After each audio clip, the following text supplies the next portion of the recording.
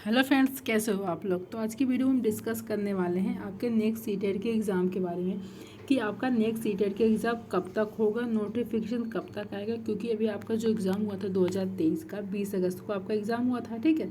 कब हुआ था? 20 अगस्त को आपका एग्ज़ाम हुआ था। बट अब उसका क्या है, रिजल्ट भी आ गया है, सब कुछ उसका फाइनल हो गया। बस आपको क्या है, मार्कशीट डाउनलोड करनी है, वो भी डिजी लॉकर से।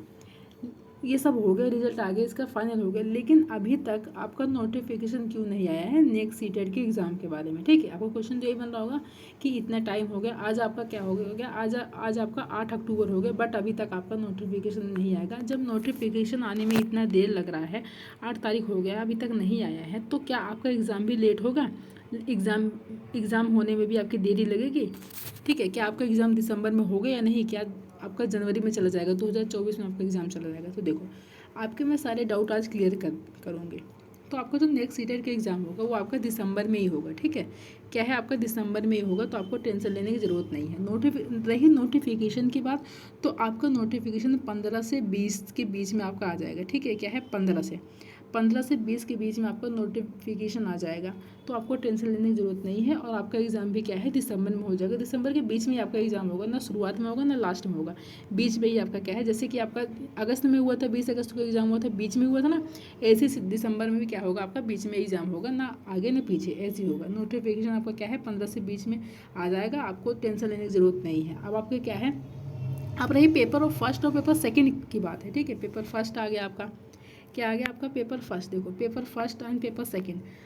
अब कुछ लोग के क्वेश्चन होंगे कि आपका पेपर किस, कोई पेपर फर्स्ट दे रहा है, कोई पेपर दोनों दे रहा है, कोई पेपर सिर्फ सेकंड दे रहा है, ठीक है।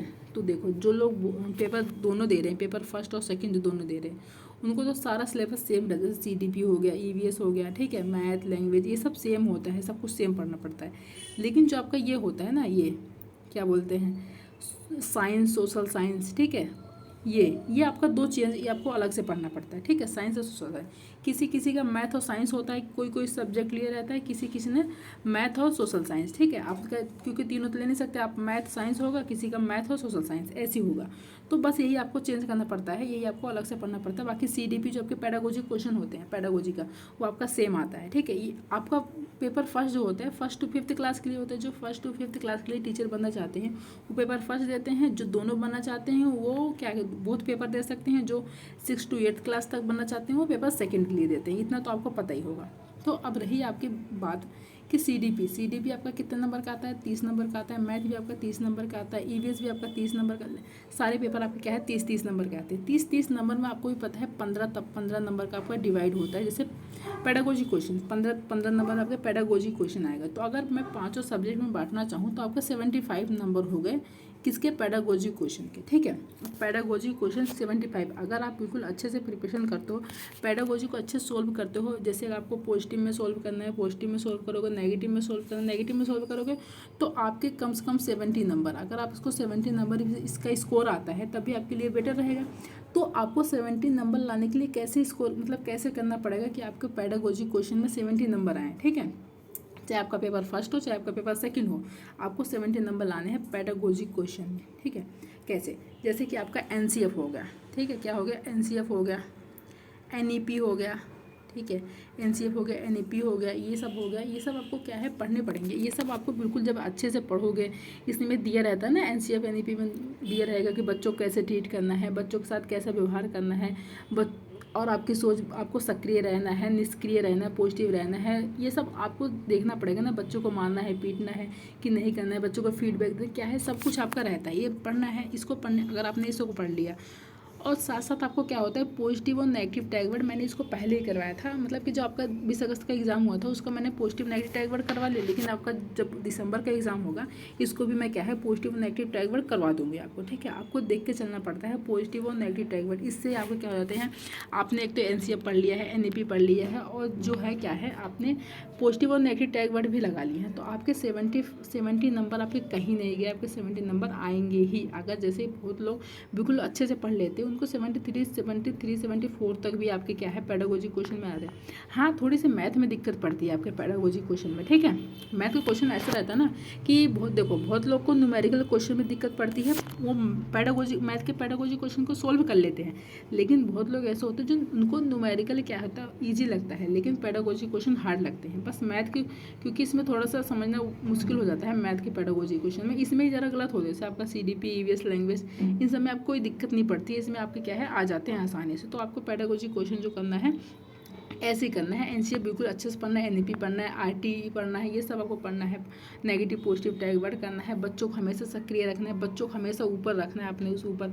बच्चों को क्या है सब ये इतना याद रखना है, बच्चों को क्या कहना है कि वो बच्चा जो है आपका बच्चा है, खुद का बच्चा है, ठीक है। आप उसके क्या है, आप उसके पेरेंट्स हैं, ये मान के चलना है कि आप उसके मम्मी पापा हैं। आप उसको जैसे कि अगर आपके बच्चे को कोई मार देता है तो आपको बिल्कुल दुख होता है ना कि हमारे बच्चों को किसने कैसे कह दिया, हमारा बच्चा तो ऐसा इंटेलिजेंट है, आपको इतना दुख होता है कि हमारे बच्चों को कैसे किसी ने कह दिए, कैसे मार दिए। तो ऐसे ही आपको देखना है कि अपने बच्चों को, स्कूल जो बच्चे हैं उनको अपना मानना है। तो आपका 70+ नंबर कहीं नहीं गया है पेडागोजी क्वेश्चन में, ठीक है। आपका पेडागोजी क्वेश्चन क्लियर हुआ। अब आपका आता है कंटेंट का, ठीक है, जो आपके 15 नंबर के आप कंटेंट का आते हैं।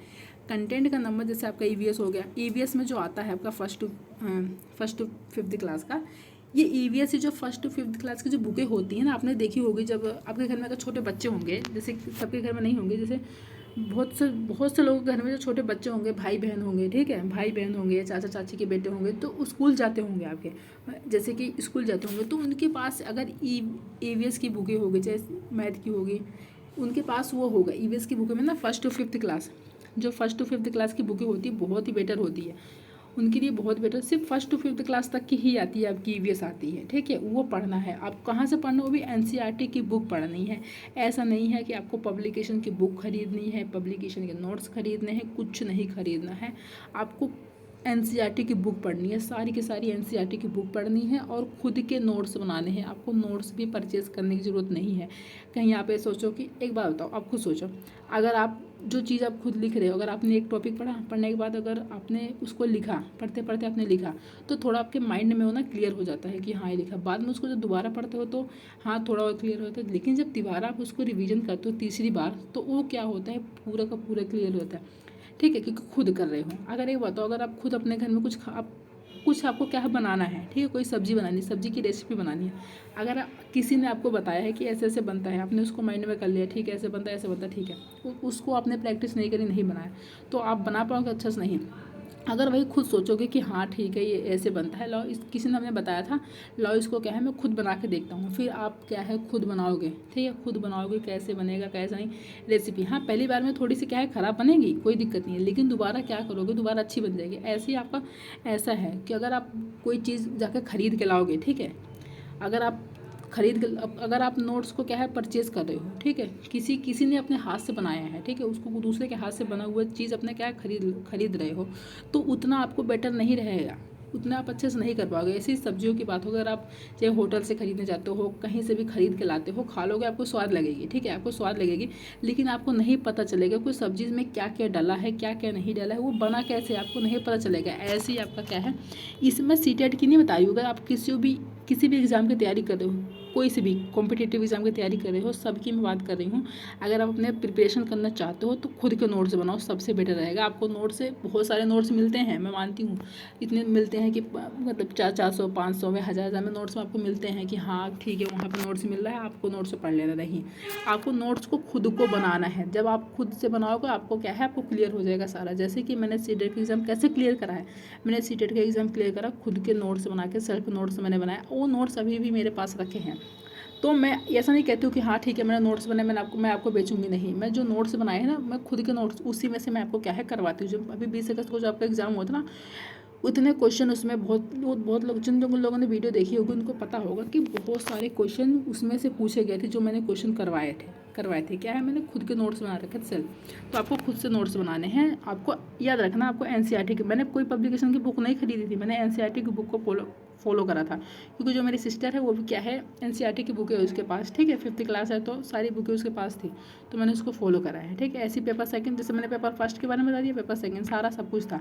बस क्या है आपका मैथ और साइंस, सोशल साइंस का ये भी आपको क्या है, जो जो मैथ होता है ना, ये 8th क्लास तक आती है। क्या है, मैथ आपकी 8th क्लास तक आती है, याद रखना। सोशल साइंस का भी क्या है, ये भी आपकी 8th क्लास 10th क्लास तक ऐसी आती है मिनिमम, बस ये आपका 10th क्लास तक आएगा, ठीक है, याद रखना। और जो 1st to 5th क्लास की जो मैथ होती है 5th क्लास तक आती है, जो 6th to 8th क्लास तक होती है 8th क्लास तक मैथ आती है। और सोशल साइंस से भी आपका 8 10 तक तो बहुत ही मुश्किल है, पूछा जाता है, 8 तक की सारा आपका सिलेबस पूछ जाता है। तो ऐसे ही आपको क्या है, अपनी प्रिपरेशन करनी है, ठीक है।